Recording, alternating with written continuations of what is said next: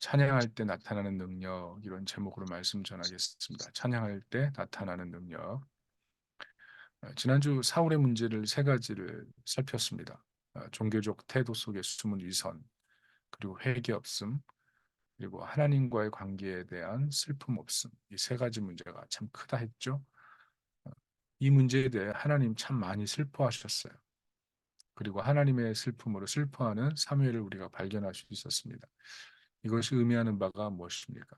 예수님께서 우리 문제에 이렇게 슬퍼하시며 돕기 원하신다는 겁니다. 참 사무엘 되신 예수님께서 우리의 이 영적인 곤고함을 위해서 죽기까지 하셨다는 것입니다. 그래서 예수님 우리 인생의 영적인 어두움을 위해서 죽으셨기 때문에 우리가 영적인 어둠이 있을 때 주님께 나가면 주님 반드시 일해 주시고 우리를 붙잡아 주신다는 거죠. 주님에 대한 신뢰, 굉장히 중요한 것입니다. 본문은 오늘 이런 사울이 결국 하나님께 유기당하는 모습입니다. 하나님의 영이 떠나버렸습니다. 하나님께서 작정하시고 사울을 혼내고 계신 거죠. 여기서 우리가 깨닫게 되는 게 몇 가지 있습니다. 첫째는 하나님이 주시는 이런 영적인 배고픔이 있을 때 돌이키라는 것입니다. 하나님과의 관계가 오래도록 내동댕이 쳐주고 돌이킴이 없을 때 하나님의 극약 처방, 그게 오늘 이 악령 아니겠습니까? 이때 마치 우리는 하나님이 우리를 버리시는 것 같은 느낌이 들 때가 있습니다. 때로 하나님께서 이렇게 하나님이 함께하는 삶이 얼마나 복된지를 그리워하도록 배고픔을 심으실 때가 있어요. 하나님과 만난 적이 너무 멀어서 너무 오래돼서 하나님을 다시 만나고 싶은 영적인 그 그리움, 과거 은혜 받았던 그 순간으로 돌아가고 싶은 그 그리움, 그 배고픔이 사실은 은혜인 거죠. 악령으로 표현돼 있지만 문제는 그 당시에 그것이 잘 안 보이고 해석이 부정적이 될 때가 많다는 것입니다. 그러나 그때 하나님이 주신 이 영적인 배고픔이 하나님께서 때로 우리 영혼을 사랑하시는 징표인 것을 생각하면서 하나님께 돌이켜야죠. 14절을 보세요. 여호와의 영이 사울에게서 떠나고 여호와께서 부리시는 악령이 그를 번뇌하게 한지라. 하나님은 이중인격자처럼 이렇게 생각되는 그런 본문이라고 어떤 분은 생각할 수 있지만 결코 그렇지 않습니다. 하나님은요, 때로는 우리에게 너무나 큰 자비가 있지만 하나님은 근본적으로 정의 하나님이에요. 정의와 사랑이 일치하시는 분이죠. 하나님의 정의가 역사하시는 거예요. 나는 어떤가요? 만약 하나님의 공의 앞에 섰을 때 우리는 어떤 모습으로 설 수 있을까요? 아마 꿈쩍도 못할 거예요. 결국 하나님께서 때로 우리에게 철저하게 공의로 다가오실 때는 그때 우리가 해야 될 일은 딱 하나밖에 없어요. 돌이켜야 되는 거예요. 돌이킴. 하나님께서 우리 영혼을 회복시키기 위해 때로 바싹바싹 마르게 하실 때가 있어요. 하나님의 공의의 그 타는 불이 불같이 타오를 때 그 옆에 있으면 바싹바싹 마를 수밖에 없죠. 그래서 하나님만이 채우실 수 있는 그 생수를 얻기 위해서 하나님 의도적으로 영혼을 마르게 하실 때가 있어요. 하나님의 영이 마치 나를 떠난 것처럼 느껴지고 괴롭고 답답하게 만드셔서 결국 하나님께 두 손 들고 나오게 만드시는 것. 그게 하나님의 악령이 하는 일입니다. 문제는 이런 와중에도 하나님께 돌이키지 않음으로 인해서 정말 사울처럼 되어버릴 때가 있다는 것입니다. 하나님의 영 아래서 완전히 어, 자기 스스로 하나님께 돌이키지 않는 그런 마음 상태로 인해서 완전히 배제돼 버린 그런 길로 가버리는 그 사울의 모습을 발견해야 된다는 거죠. 악령에 완전히 지배되고 인생의 번뇌에 시달릴 때 그때가 정말 위기 아니겠습니까? 번뇌가 뭐예요? 머릿속에 계속 생각이 빙빙 도는 거죠. 풀리지 않는 생각이 미로에 갇혀서 하나님께 해답을 찾지 않는 거예요. 마치 내가 해답이 되는 것처럼 해답을 다 알고 있는 것처럼 생각하는 태도, 그게 번뇌 아니겠어요? 결국 세 가지를 잃어버립니다. 내가 죄인이라는 사실을 잊어버려요. 내가 생각보다 악한 죄인이라서 이 상황 속에서 가장 올바른 해답을 알지 못하니 하나님께 나가야 되겠다는 그런 죄인이라는 사실을 잊어버려요. 하나님이 주시는 그 은혜의 돌파, 그것을 신뢰하지 않는 거예요. 하나님 은혜가 있으면 돌파한다. 하나님 도와주시면 돌파한다. 이런 신뢰가 없는 거예요. 무엇보다 하나님 나라 가치로 환원하지 못하는 거예요. 오직 세상 가치가 전부인 거예요. 어렵다 그러면 세상적으로 볼 때 이게 없으면 난 망할 존재네 이렇게밖에 생각이 안 되는 거죠. 지금 이 고난을 통해 이 부는 바람을 통해 도리어 내 배가 빨리 나아갈 수 있다는 그런 하나님 나라 가치에 하는 그것을 잃어버린 상태. 그게 번뇌 아니겠습니까? 무슨 말이에요? 결국 우리 상태가 이럴 때 돌이키라는 거 아니겠습니까? 땅이 가물어 있을 때 비가 내리면 땅이 그 비를 흡수하는 것처럼 인생의 번뇌가 있다면 당장 그 자리를 벗어나 하나님께 나아가서 하나님 나는 무능한 존재입니다. 나를 도와주십시오. 우리 하나님은 아들까지 희생하셨기 때문에 상자를 기다리는 아버지 하나님이시기 때문에 늘 은혜의 단비를 부어주실 준비가 되어 있는 거예요. 우리가 할 일은 그냥 기도하는 겁니다. 하나님 도와주세요. 회복되게 해주세요. 하나님 영광 다시 보게 해주세요. 세속적인 내 마음 돌이키게 해주세요. 내 영이 살아나게 해주세요. 이런 기도가 있길 바랍니다. 오늘 두 번째 발견하는 것은 보이는 것과 감정적인 슬픔을 조심하라는 겁니다. 오늘 본문에 아이러니가 있습니다. 영적인 지도자 사무엘, 이스라엘의 대지도자 아닙니까? 영적으로 깨어있는 사람이에요. 그런데 하나님이 기름 부으라는 사람을 찾지 못하고 있다는 거죠. 더더욱 놀라운 것은 사무엘이 7번이나 실수한다는 겁니다. 오늘 본문의 이야기가 뭡니까? 이세의 가정에서 하나님이 기름 부으라는 인물을 찾으라는 거예요. 이세의 가정에 기름 부을 인물이 있다는 겁니다. 사울을 너무 슬퍼하셔서 사울을 왕 폐위하시고 이제 새로운 왕 세우려고 사무엘을 이세의 가정에 보내는 거죠. 이세의 가정에 그냥 가면 위험하니까 이세의 가정을 초대해서 지금 제사를 드리는데 7명의 아들을 차례로 보여주지 않습니까? 사무엘은 7명 아들에게 다 마음을 줍니다. 첫째, 둘째, 셋째 계속 마음을 줘요. 근데 누구도 하나님이 선택한 사람이 아니었습니다. 여러분 이 사무엘의 이 둔감함이 왜 이렇게 된 걸까요? 이스라엘의 두비를 울리는 사람 아니었습니까? 대사사죠. 그런데 그 심령이 사울에 대한 슬픔과 연민으로 가득 차 있을 때 그도 영적인 눈이 가려졌다는 사실을 기억해야 돼요. 6절 7절 보세요. 이렇게 써 있습니다. 그들이 오매 사무엘이 엘리압을 보고 마음에 이르기를 여호와의 기름 부으실 자가 과연 주님 앞에 있도다 하였더니 여호와께서 사무엘에게 이르시되 그의 용모와 키를 보지 말라. 내가 이미 그를 버렸노라. 내가 보는 것은 사람과 같지 아니하니 사람은 외모를 보거니와 나 여호와는 중심을 보느니라 하시더라. 무슨 뜻이에요? 사무엘이 사울을 슬퍼하는 모습을 하나님이 깊이 보셨어요. 내가 보는 것은 사람과 같지 아니하니 사무엘 내가 보는 것은 너와 같지 않아. 외모를 난 보지 않아. 중심을 봐. 이 말씀하는 거 아니겠어요? 1절 보세요. 이렇게 말씀하셨거든요. 내가 이미 사울을 버려 이스라엘 왕이 되지 못하게 하였거늘 내가 그를 위하여 언제까지 슬퍼하겠느냐. 무슨 뜻이에요? 너도 겉모습 보니? 사람들처럼 외모를 보니? 엘리야, 아미나답, 삼마, 세상 사람들처럼 세상적인 판단으로 너는 사람을 봐야 되겠니? 상황과 환경을 세상적인 모습, 세상적인 관점으로 봐야 되겠니?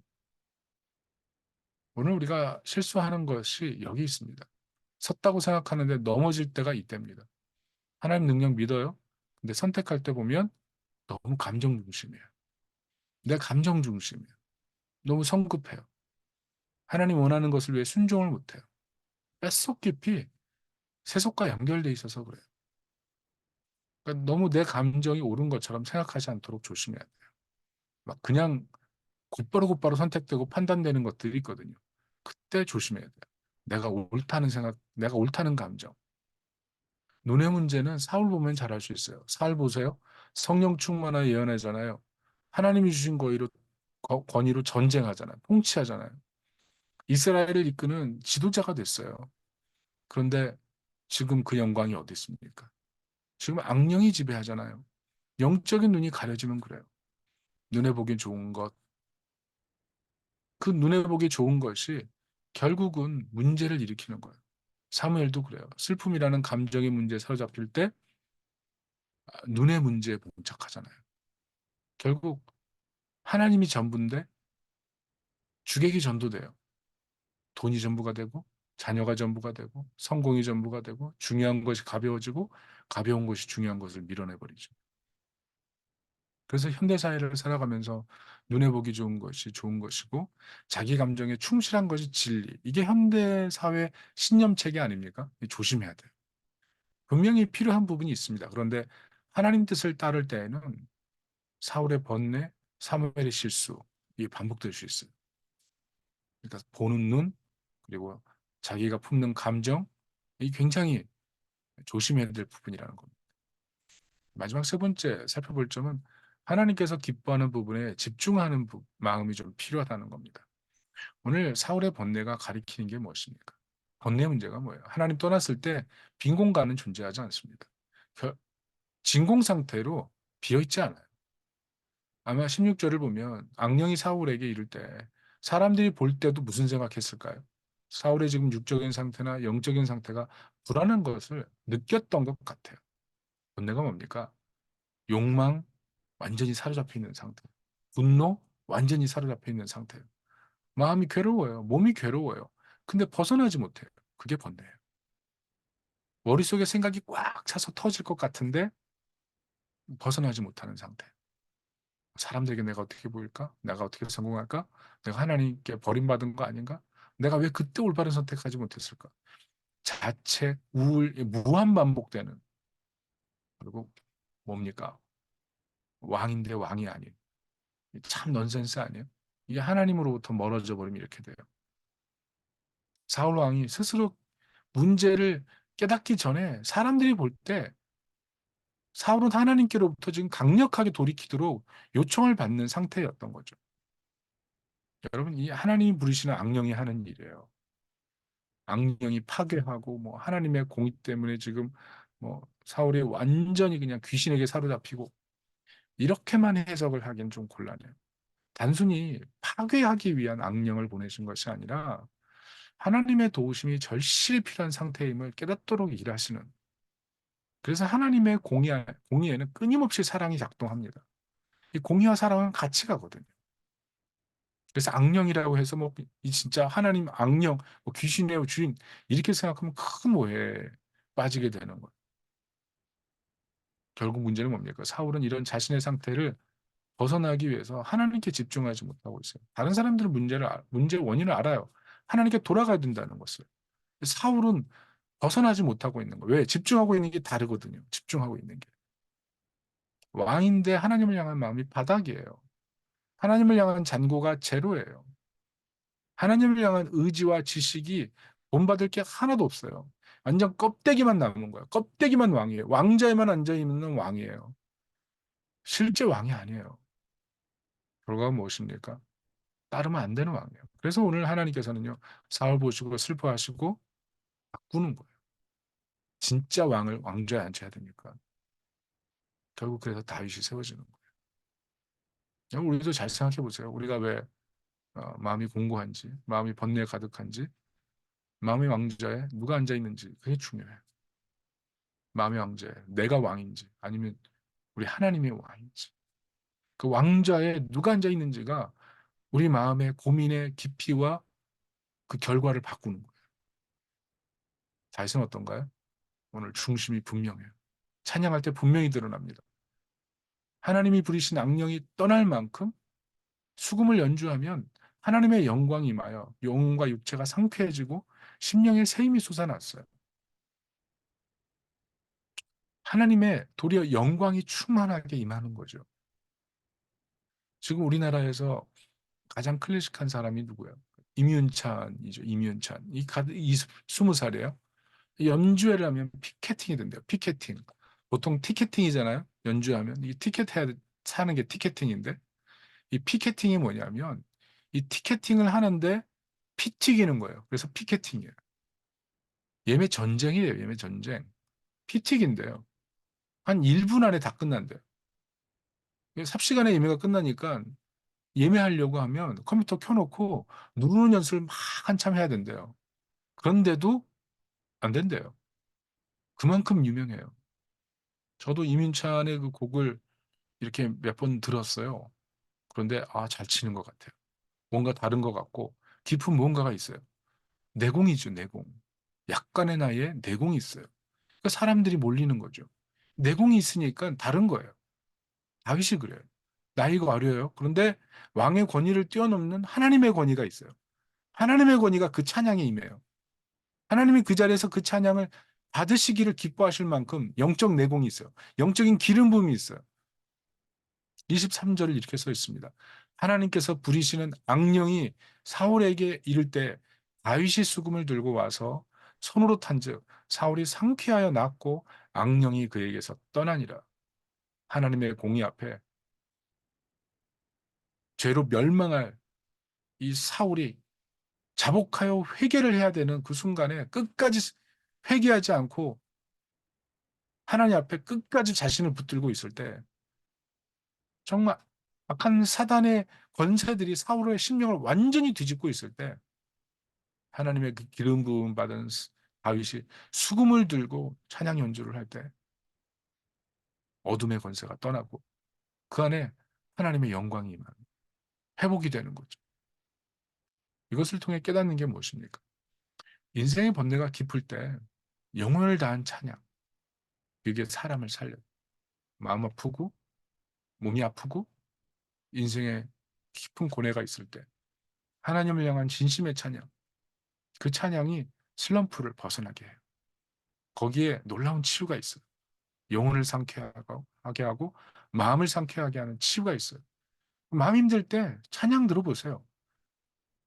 육체적으로 지칠 때도 찬송가 펴놓고 한 장 한 장 읽어보세요.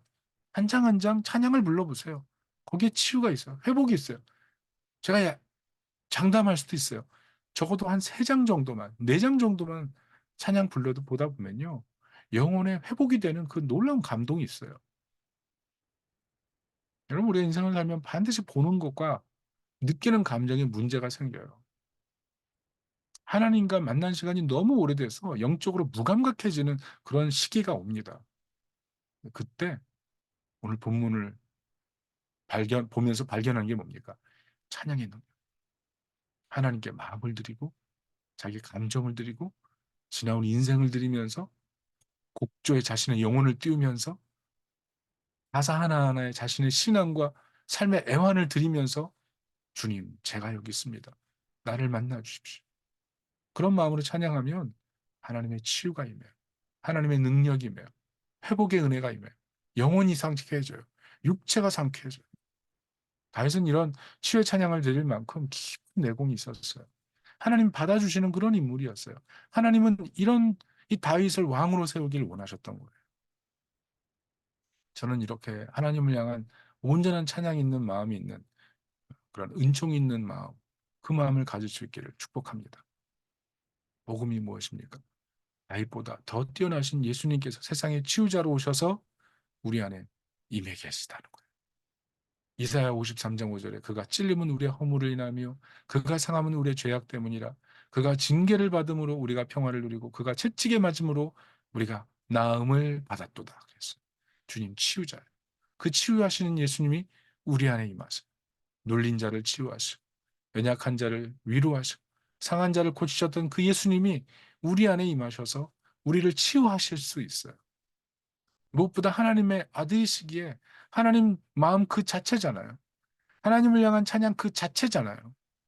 우리가 예수님의 그 은혜를 붙들고 찬양하며 나아갈 때 악령이 존재할 수가 없어요. 어둠의 권세가 떠날 수밖에 없어요.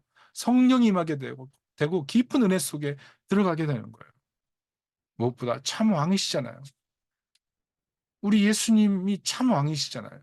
그 예수 이름 부르며 찬양할 때 아들을 희생하신 하나님께서 예수의 이름 붙들고 찬양하는 그 사람을 위해 치유의 권능을 베풀어 주시는 것입니다. 회복의 은혜를 베풀어 주시는 것입니다. 이 은혜를 받아 누리기를 축복합니다. 힘들고 마음 괴로울 때 하나님을 향한 영적인 감각이 무뎌졌을 때 내 감정이 올바르지 못할 때 내 눈이 올바르지 못할 때 예수님 붙들고 주님 제가 여기 있습니다. 나를 받아주십시오. 나를 고쳐주십시오. 나를 치유해 주십시오. 나를 회복시켜 주십시오. 우리의 상한 마음을 들고 찬양해. 성령의 역사 속에서 찬양해야 돼.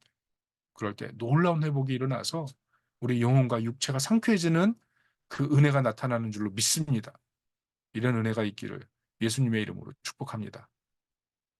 아멘.